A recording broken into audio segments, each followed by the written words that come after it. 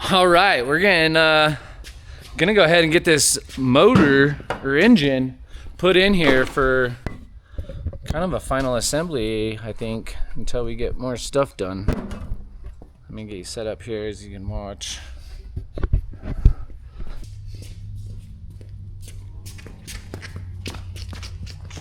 Oh shoot.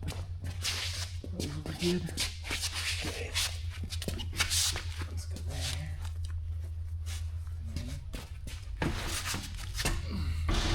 Okay. Alright. Okay, let's go down. I don't draw that all the way myself. Okay. Okay. I got the bolts. Okay, let me grab a stand so I can get up in there.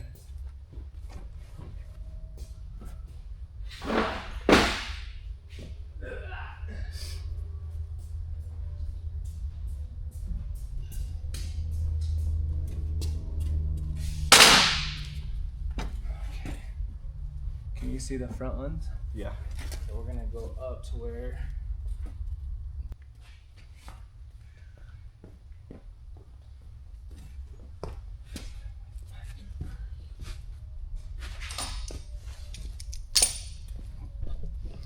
and just like that, you got a four-wheeler motor mounted in our Yoshi chassis. So you can see the intermediate shaft right there. We made ourselves just enough room for that thing to turn. And you already seen how we are drilling and attaching this. So we got the motor mounted. Now we can see what the measurement's gonna be. Super cool. I've been wanting to build one of these ever since the first one I built for a guy. I've built probably about 5 or 6 rollers for guys, and we are up to about 15 chassis, you guys. So we're gonna have quite a few of these out here. So that's why I really wanted to get the shop one built. That way we can go test this thing ourselves, go see how it runs, go see how they drive, and really just bring some killer content to you guys, because we're gonna take this rock crawler up ex-wife's trail, the 24-hour to hell and back trail, and we really want to see if we can get the grind hard boys to bring theirs down to go with us. Let us know in the comments, or maybe go to their page and holla at them. Let them know we're itching to wheel. What camera? What you eating? Pizza? Yeah. Anchovies on his pizza is crazy.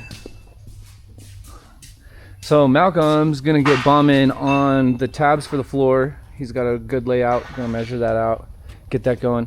Matt is on the Driveline. We've got that figured out, and it's gonna work so freaking good. It's gonna have a little bit of movement for all the mounts. The engine and T-case on this car we did on isolators. I want it to move just a little bit. It takes a lot to move them, but the motor stock has bushing, so we did the same thing and put T-case on bushing. So as you can see, it moves a little bit, not a lot.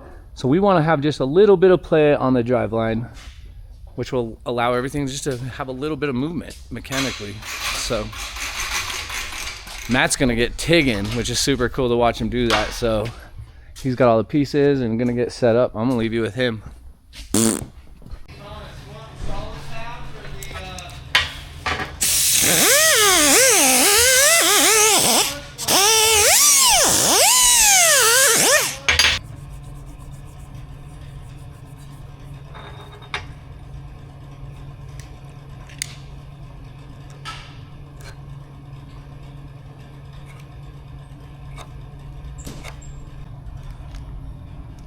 So we've got the new Driveline U-joint that we're gonna put into this yoke, and then we can bolt it up and get a correct measurement.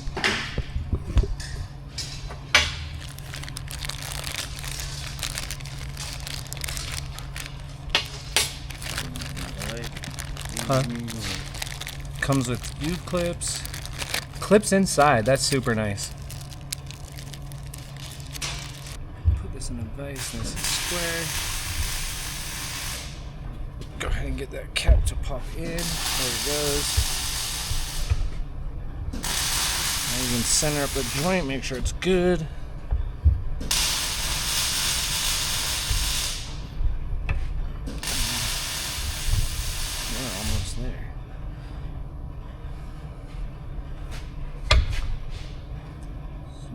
that in there.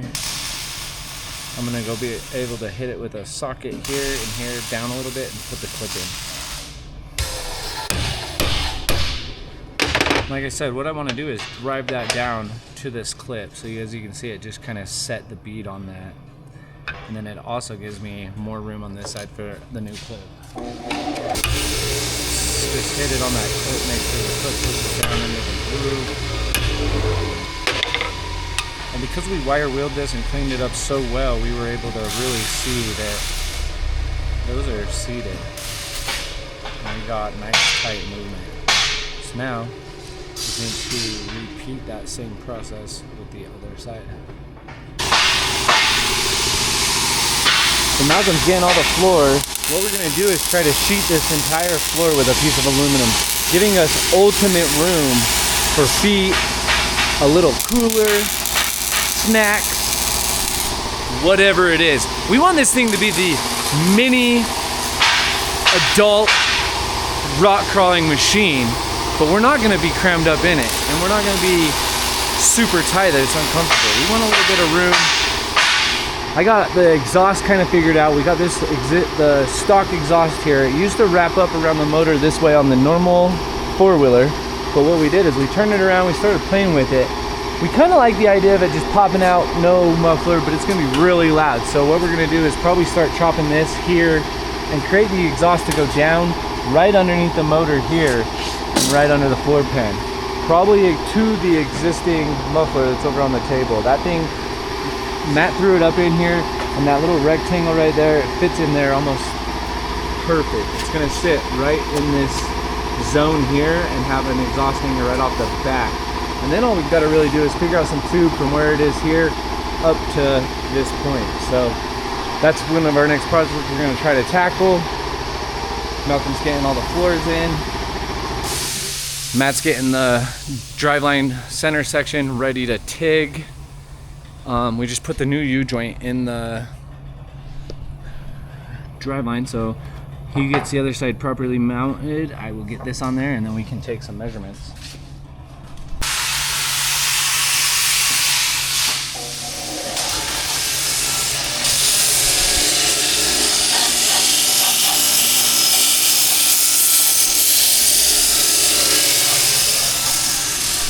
So I just drew up a motor crossmember bracket.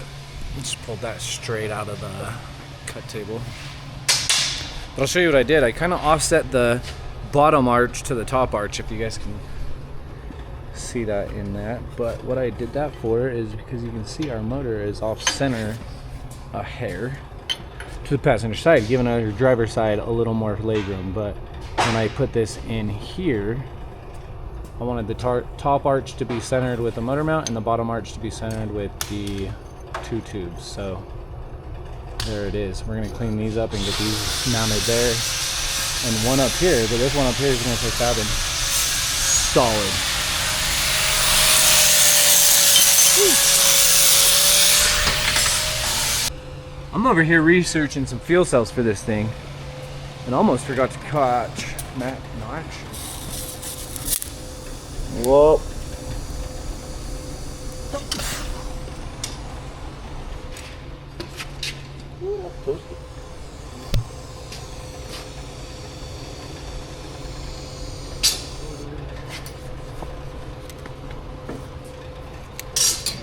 We got that going on. Malcolm's up here doing the front grill tabs. Oh my goodness.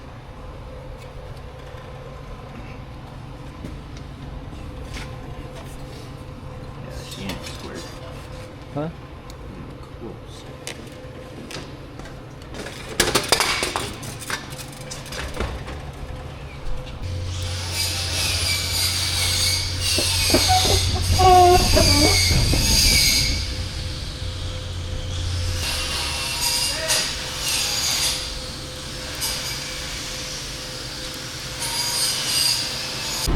So there we go. We got a welded mid shaft. Should work great.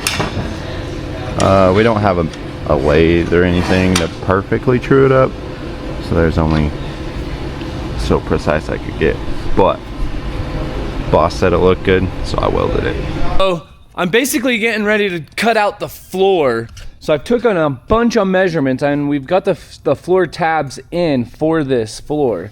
And you can kind of see what I want to do here. I'm gonna basically try to make the entire floor flat all the way across the car. That way we've got a huge foot well. And then obviously these are obviously open as well. And we're probably gonna do some tube kickers right here to put your feet, hold yourself in. And then a little bit of a dash part right down here, and then we're gonna make a really cool cover for the driveline. That way it's not exposed, everything's protected, everything's out of harm's way. But check this out, you guys. We've got we've got the driveline hooked up and everything spins, baby. We are mechanically hooked up. So everything's spinning super good, spinning the right way, and it looks very proper. So not only that, we have the clearance on everything. Super cool.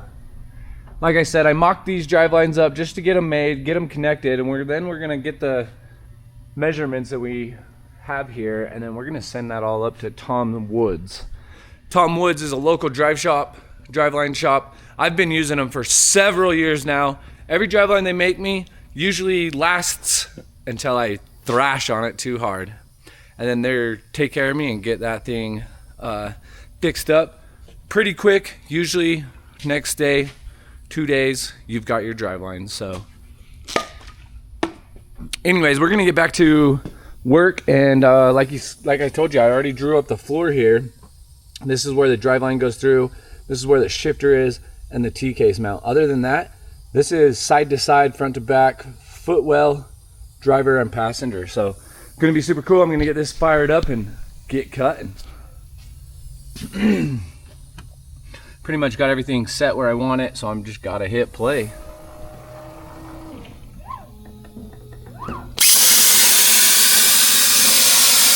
All right, I'm gonna let that blower turn off, the material to cool down, and I'm gonna get that off and get it clean. And we're gonna fit it in here. Man, you guys can tell I had to do a lot of work here. So we ended up TIG welding the four-wheeler shaft to the Samurai. And then I went and cleaned it up with, took it to the machine shop and cleaned it up. And when I say machine shop, I'm talking about the 5-inch grinder, baby. Anyways, you can check out how tight that clearance is right there. So you can see it's had to do a lot of clearancing, a lot of work, but everything's proper, spinning, feels good, looks good. So brought to you by FABN, baby. Got the floor all cleaned up, and wow, it's pretty rad. Look at that. So not only do we have all the room with a bench seat, an adult can use the whole seat to sit in, we've got an entire flat floor all the way across this thing. We're gonna have one little panel here, and that will be it. And then everything else is for visibility. You should be able to see everything out of this car. Seat sits in there super solid, super flat. About as tight as we can get everything.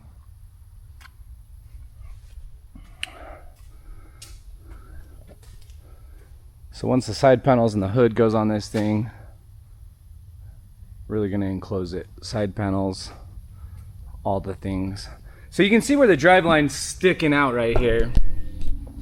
So it sticks out of the floor just a little bit, not very much. So once I build a panel here, then we can go ahead and build basically a little aluminum box that kind of like covers that. And then this is super sweet. Shifter, I nailed the hole first try. So shifts through all the gears in the hole. I'm going to put a Suzuki Samurai 4-wheel drive boot right here. They're like a 4x5 square, nice little rubber boot. So that will all be covered.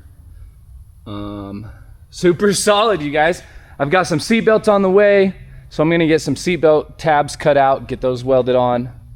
I'm also gonna put a handle in here. That way when you get in, you just got something kind of to hold and get yourself in there properly. But other than that, we're waiting on a whole bunch of parts. We've got a 6-inch double hydraulic ram we're gonna put on this thing, and we've got a few things up our sleeve for the power steering and hydraulics.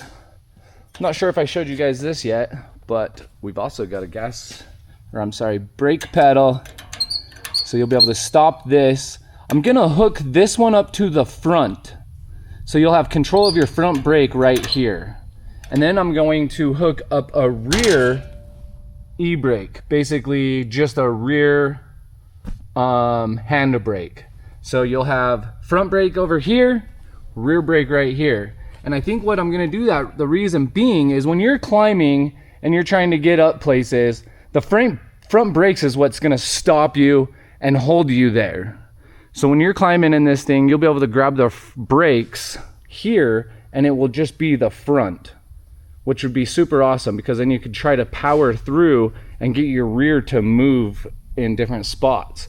Then if you let go of that, it opens up the front. You can grab the handbrake here, locking out the rear. Not only is that going to allow us to drift this little thing all over the place, but I think having the controls separately will be really fun. And this thing's gonna be super easy to drive. So I think we're gonna have a gas pedal right here, and then the shifter is the next mechanism I've got to figure out. So you push down to shift. When you push down, it pushes this lever forward. When you come up to go into gear, it pulls it back. So I've got to come up with some kind of mechanism here, a few heims probably, some rod, and then we're gonna make a little lever right here that changes you into gears. It's got 3 gears and a reverse, so it's gonna be super fun.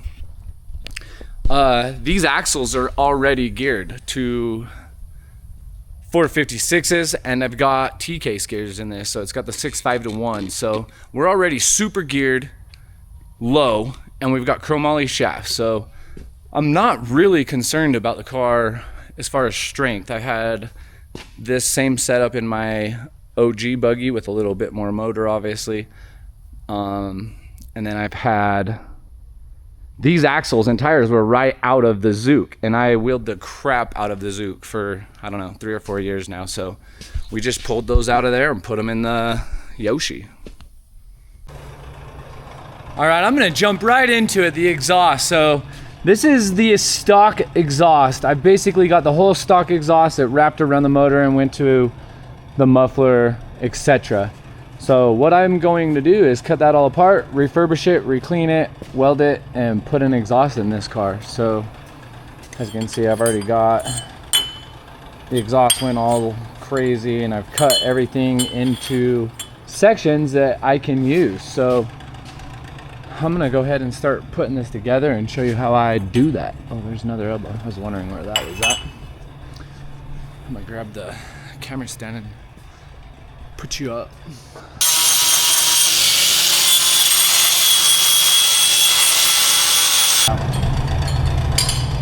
So I do know that I want to go down through that side of the car with the exhaust. So I've got that piece there. That's obviously too long. Wrong bend. I had it in here at one point, so let's see if I can refigure that out. I kind of like that.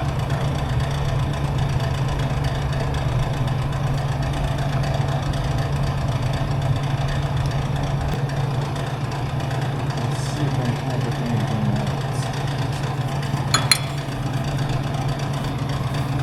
Look at that one. That one kind of is long and sticks us out where we need to be.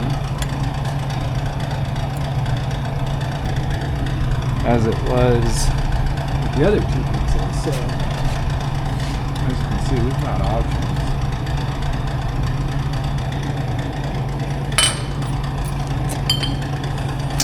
Alright, I'm going to swing the welder over here and just go ahead and tack these in place.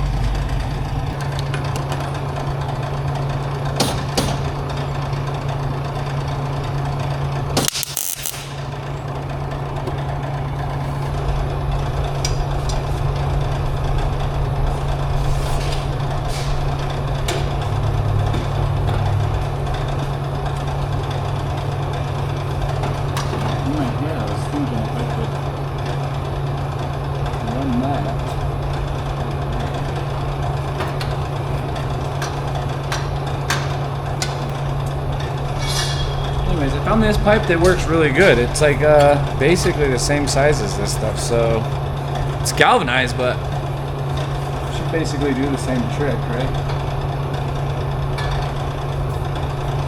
So I'm gonna cut it down and just see it kind of.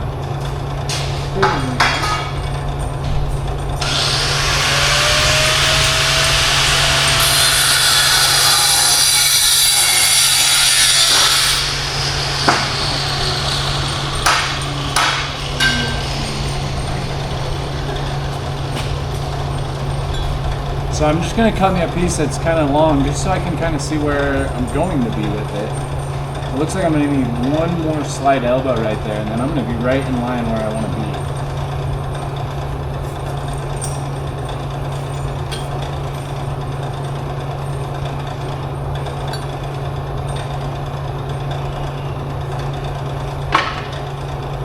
That's gonna fit right inside of that tube as well, so that's what's gonna be really nice. I'm gonna see if I can find, oh look at there, I got one little elbow that's gonna be probably the exact, yeah, it is. So I'm gonna mock this muffler up a little better, be able to see what I need to do to cut that, and I will show you guys what's up. Thanks for watching always, you guys, and stay fabbing. Check out the next video here, and make sure you subscribe. And if you guys want gear, check out the website. Searching for greatness in a sea of the dying and shameless.